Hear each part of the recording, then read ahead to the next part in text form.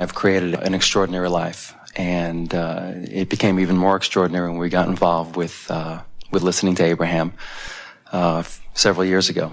So it's been pretty, for the most part, easy for me to create a well-paying job, love to be there.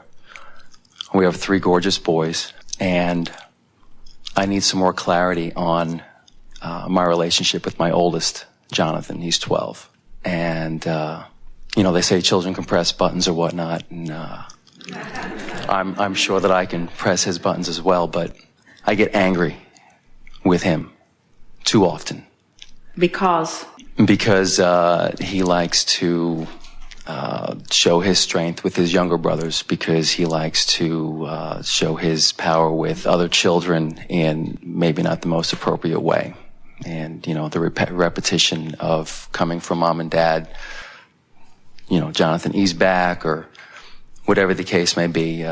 When he shows his strength to them, do you think it's from a place of feeling strength or from a place of trying to compensate for a strength he's not feeling? Strength of not feeling. So from a place of disconnection, he's trying to take action. Right. And then the action that he offers always backfires for him. In other words, he gets negative repercussions from you. Not always, but what we've noticed is that anytime anybody offers any action from a place of disconnection, that action only compounds the disconnection. Right. And just, if nothing more, adds to the vibration that attracts more and more and more and more and more of it. So, terrible cycle. When you think of how you can be of greatest value to anyone, whether it is a child who you adore, or a friend, or a spouse, or even a stranger, the answer is always the same, and that is to understand that they are an extension of energy that really feels good, and that if they're not feeling good, something's happened to cause them to have some vibrational relativity between who they really are and who they're being in this moment. So your work and our work as uplifters is to do anything that we can do to help to bridge that gap. So soothing is always the answer over scolding. In other words, you can't scold somebody back into alignment. You can't punish them back into alignment. So why am I having such a difficult time remembering this?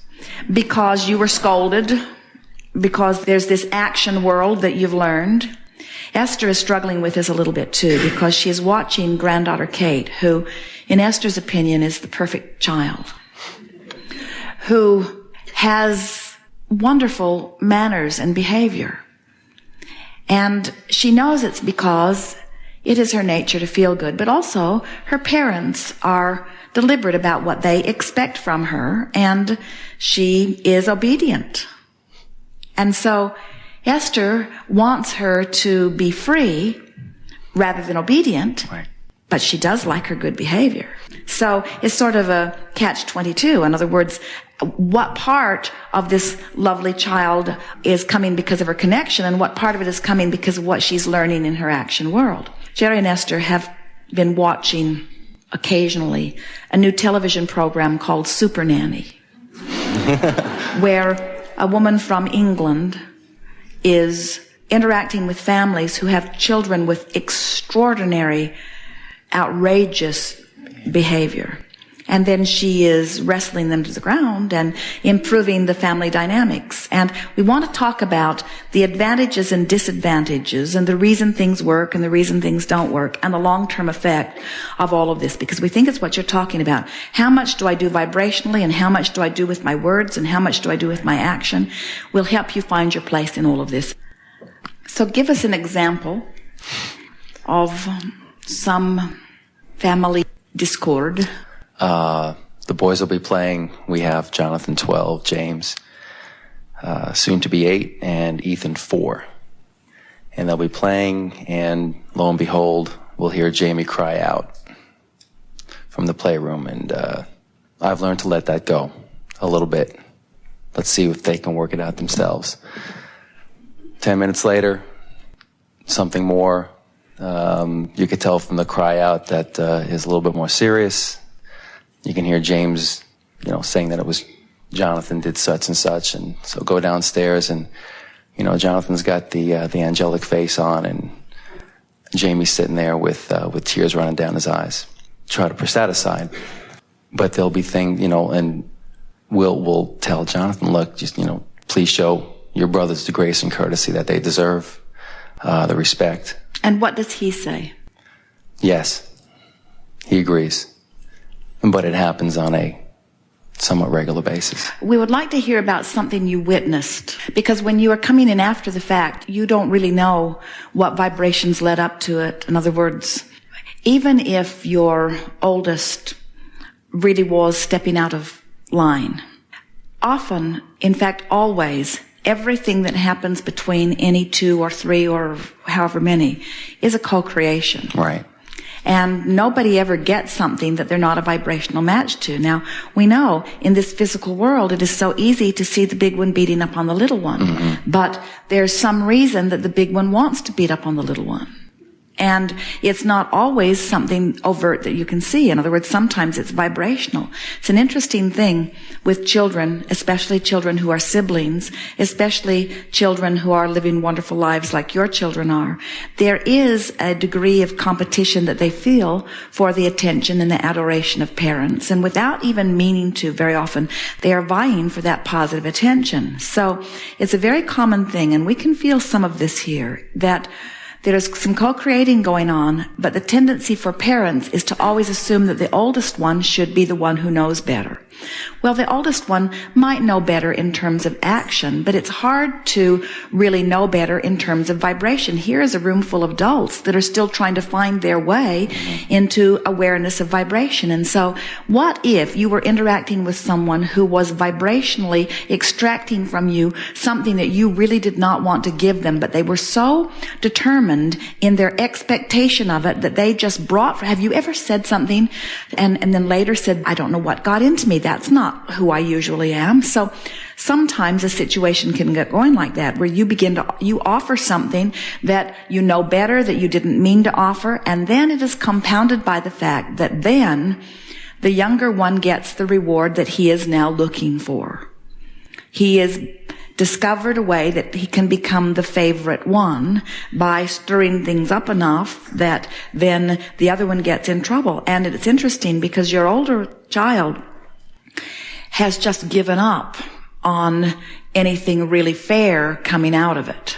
And then the more injustice he feels, then the more he begins to respond. In other words, you hear people say, and really mean it, well, I didn't commit the crime, I was just accused of it, so now I'm going to commit it because I've been accused of it anyway. I might as well enjoy the benefit of at least getting to do what I'm being blamed for doing.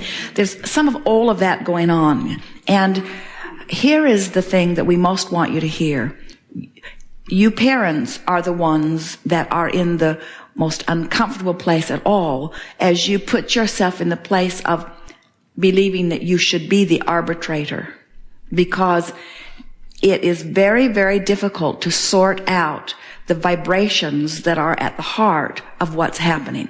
And when you step in to attempt the impossible, you always create some sort of injustice. And do you know that it is that vibrational misunderstanding and subsequent action injustice that is at the heart of almost every behavioral issue of people who move then out into their own?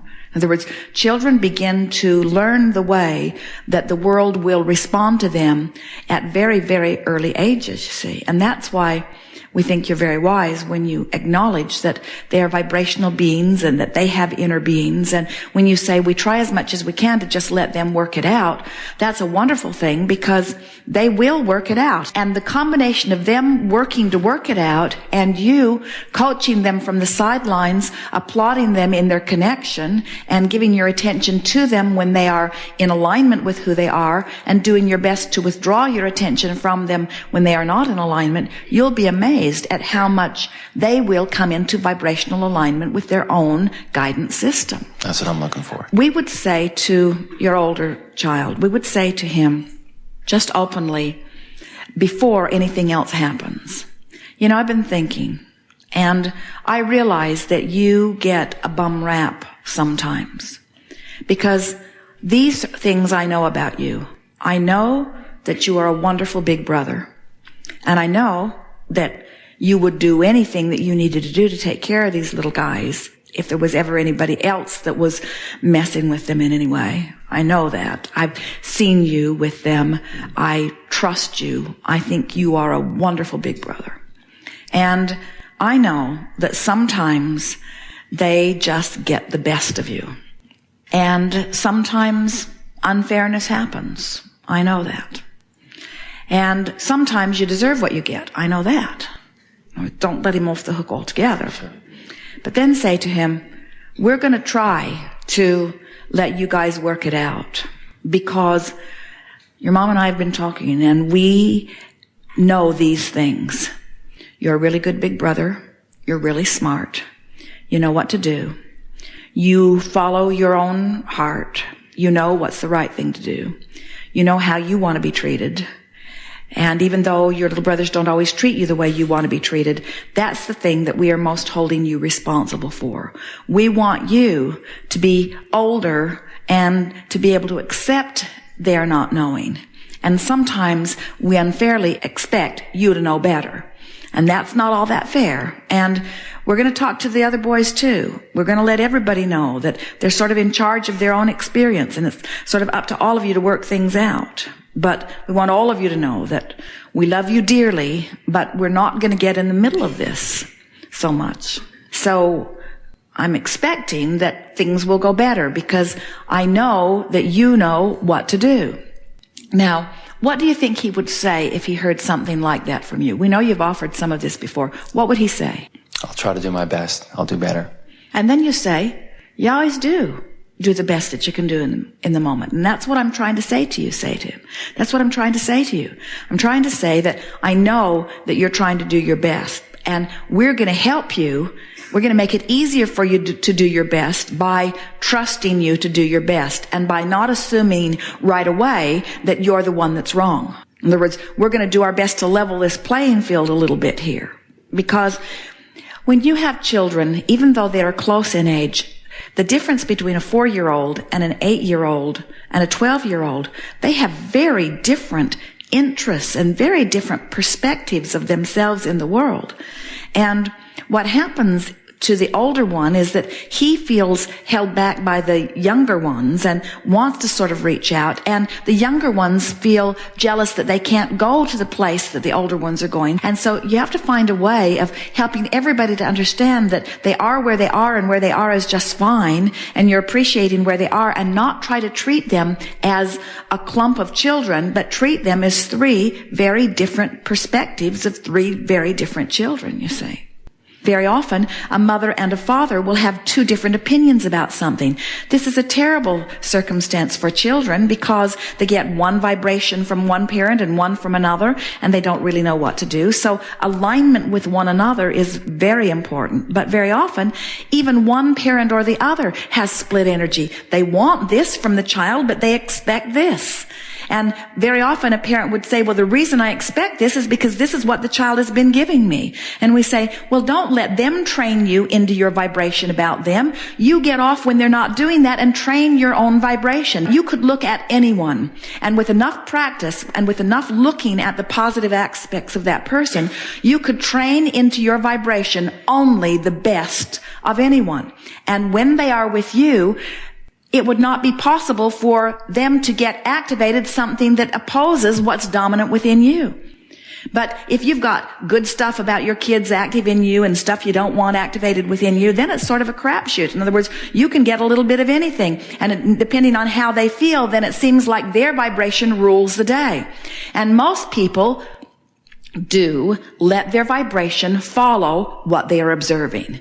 And the key to really good parenting is to train yourself into wonderful expectation about your children, regardless of how they're behaving.